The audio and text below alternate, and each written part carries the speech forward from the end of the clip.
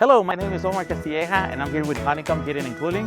We're going to show you part of one of the jobs we have going on today.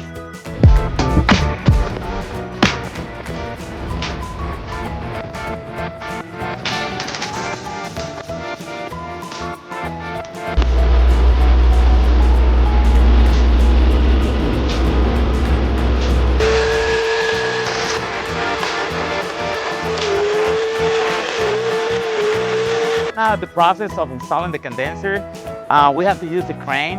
At Honeycomb, we make sure we try to do everything safely. We have to hire a crane to get the unit on the roof and just make sure we don't cause any damage to the building, and we do it efficiently.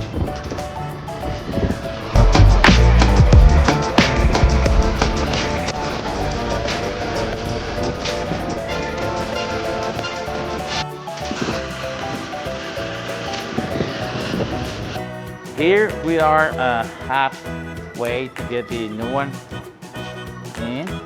As you can see, there's still lots of connections to be performed, but we'll definitely post before and after pictures. Thank you. Well, this was just a short video that we'd like to show you guys what we do. Please follow up.